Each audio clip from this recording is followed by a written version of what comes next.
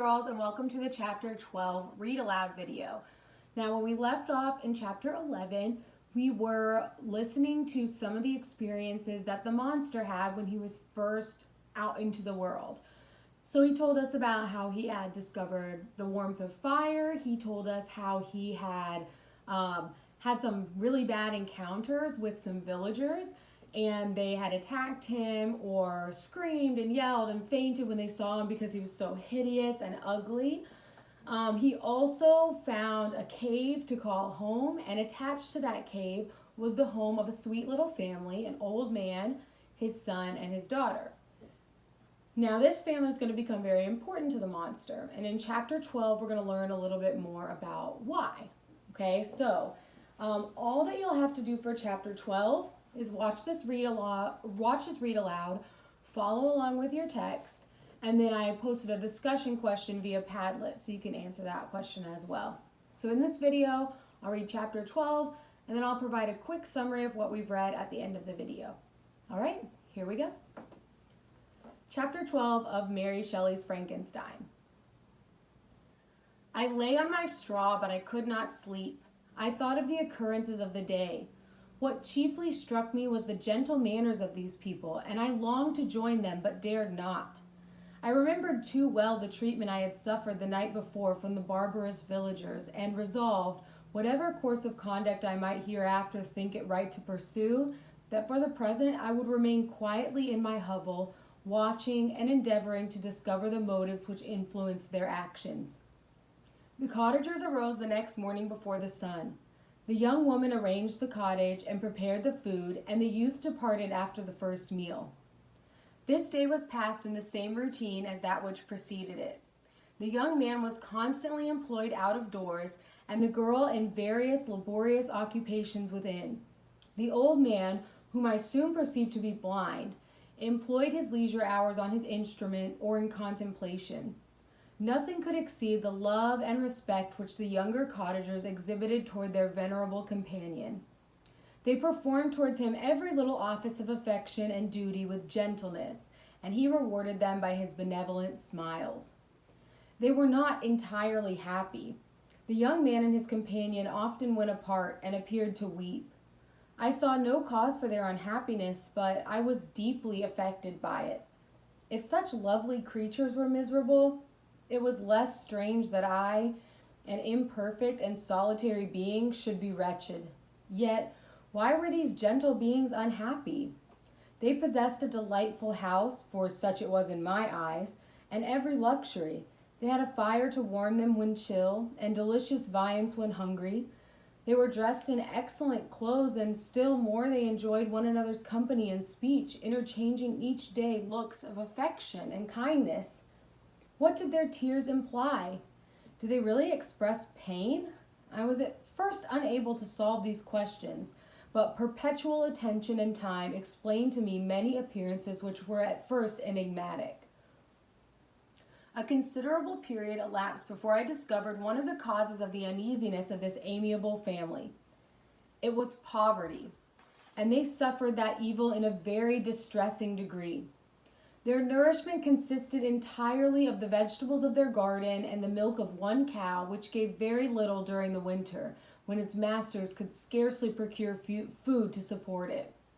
They often, I believe, suffered the pangs of hunger very poignantly, especially the two younger cottagers, for several times they placed food before the old man when they reserved none for themselves. This trait of kindness moved me sensibly. I had been accustomed, during the night, to steal a part of their store for my own consumption, but when I found that in doing this I inflicted pain on the cottagers, I abstained and satisfied myself with berries, nuts, and roots, which I gathered from a neighboring wood. I discovered also another means through which I was enabled to assist their labors. I found that the youth spent a great part of each day in collecting wood for the family fire, and during the night I often took his tools, the use of which I quickly discovered, and brought home firing sufficient for the consumption of several days. I remember the first time that I did this, the young woman, when she opened the door in the morning, appeared greatly astonished on seeing a great pile of wood on the outside. She uttered some words in a loud voice, and the youth joined her, who also expressed surprise. I observed with pleasure that he did not go to the forest that day, but spent it in repairing the cottage and cultivating the garden. By degrees, I made a discovery of still greater moment. I found that these people possessed a method of communicating their experience and feelings to one another by articulate sounds. I perceived that the words they spoke sometimes produced pleasure or pain, smiles or sadness in the minds and countenances of the hearers. This was indeed a godlike science, and I ardently desired to become acquainted with it. But I was baffled in every attempt I made for this purpose. Their pronunciation was quick, and the words they uttered not having any apparent connection with visible objects. I was unable to discover any clue by which I could unravel the mystery of their reference. By great application, however, and having remained during the space of several revolutions of the moon in my hovel, I discovered the names that were given to some of the most familiar objects of discourse. I learned and applied the words fire, milk, bread, and wood. I learned also the names of the cottagers themselves. The youth and his companion had each of them several names, but the old man had only one, which was Father.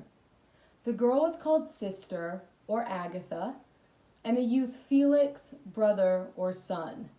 I cannot describe the delight I felt when I learned the ideas appropriated to each of these sounds and was able to pronounce them. I distinguished several other words without being able as yet to understand or apply them, such as good, dearest, and unhappy. I spent the winter in this manner. The gentle manners and beauty of the cottagers greatly endeared them to me. When they were unhappy, I felt depressed. When they rejoiced, I sympathized in their joys. I saw few human beings beside them, and if any other happened to enter the cottage, their harsh manners and rude gait only enhanced me to the superior accomplishments of my friends. The old man, I could perceive, often endeavored to encourage his children, as sometimes I found that he called them to cast off their melancholy. He would talk in a cheerful accent with an expression of goodness that bestowed pleasure even upon me. Agatha listened with respect, her eyes sometimes filled with tears, which she endeavored to wipe away unperceived, but I generally found that her countenance and tone were more cheerful after having listened to the exhortations of her father. It was not thus with Felix. He was always the saddest of the group, and even to my unpracticed senses, he appeared to have suffered more deeply than his friends. But if his countenance was more sorrowful, his voice was more cheerful than that of his sister, especially when he addressed the old man. I could mention innumerable instances which, although slight, marked the dispositions of these amiable cottagers. In the midst of poverty and want, Felix carried with pleasure to his sister the first little white flower that peeped out from beneath the snowy ground. Early in the morning, before she had risen, he cleared away the snow that obstructed her path to the milk house, drew water from the well, and brought the wood from the outhouse, where, to his perpetual astonishment, he found his store always replenished by an invisible hand. In the day, I believe, he worked sometimes for a neighboring farmer, because he often went forth and did not return until dinner, yet brought no wood with him. At other times he worked in the garden, but as there was little to do in the frosty season, he read to the old man and Agatha.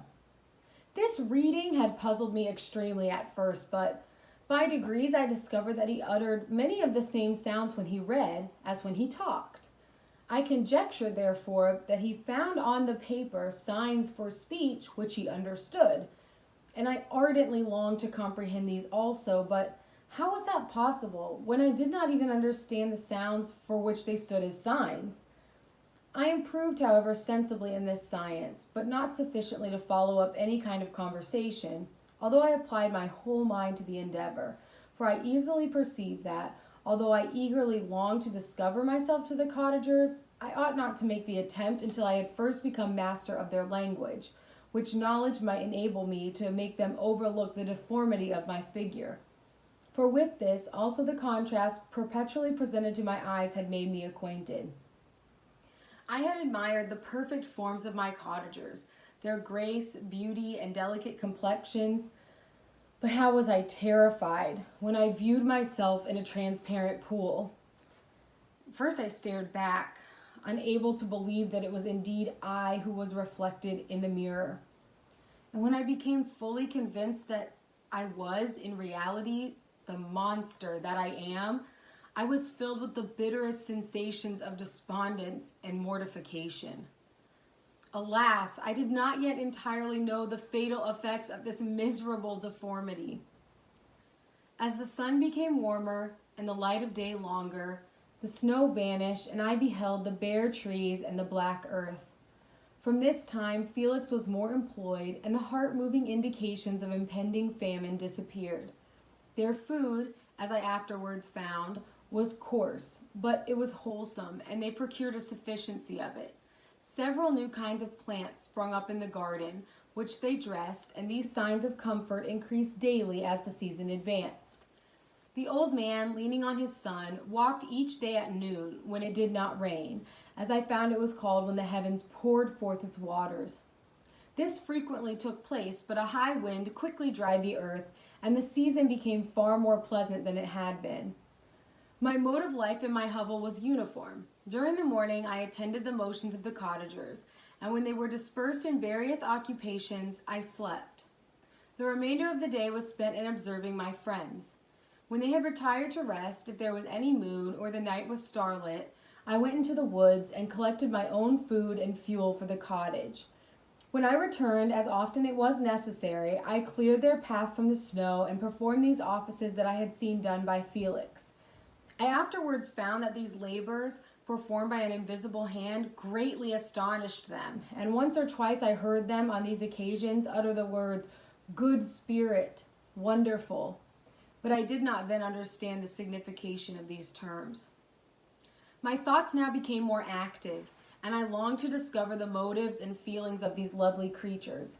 I was inquisitive to know why Felix appeared so miserable and Agatha so sad. I thought, foolish wretch, that it might be in my power to restore happiness to these deserving people.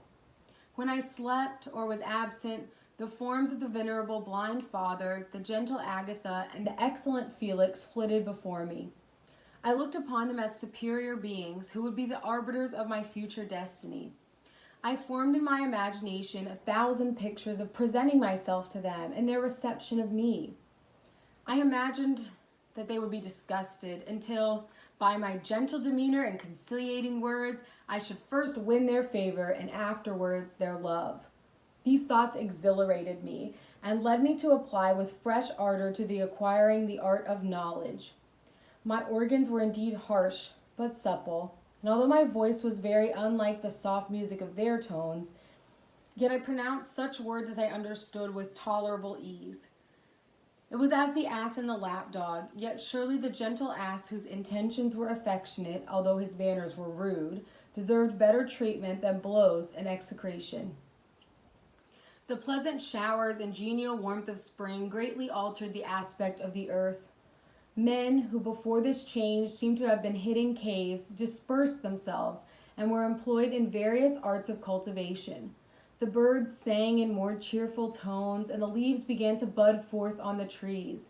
Happy, happy earth, fit habitation for gods, which so short a time before was bleak, damp, and unwholesome. My spirits were elevated by the enchanting appearance of nature. The past was blotted from my memory, the present was tranquil, and the future gilded by bright rays of hope and anticipations of joy. The end of chapter 12. So chapter 12 is a really sweet chapter in this otherwise very dark book. So, excuse me. So the book all over is pretty dark, right? A lot of sad things are happening. There's murder, there's death, there's pulling dead bodies from graves, right? But in chapter 12, the monster experiences his first transition from winter to spring, right? The snow is starting to melt, the green is starting to come back to the earth, and the family's doing a little better. Partially because in the springtime they have more access to food and to harvest and to money, so they're doing a little bit better financially, but also because the monster is observing that they need help, that Felix and Agatha, the kids, they work all day. So overnight, the monster starts doing tasks for them, and they see it in the morning and think like a spirit has blessed them. and done their work for them. So things are starting to get a little bit better for the family, but he still notices that they're really sad, and he's curious as to why.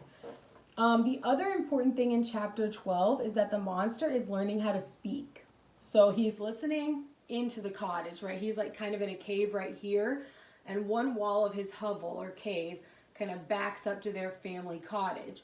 So he's listening to them all day, and he's picking up their native language. So he says he's starting to learn the words for like milk, wood, fire, things that they use on a daily basis. And he's already starting to pick up like their names, Felix and Agatha, and some things like sister, brother, dad. I think he says father.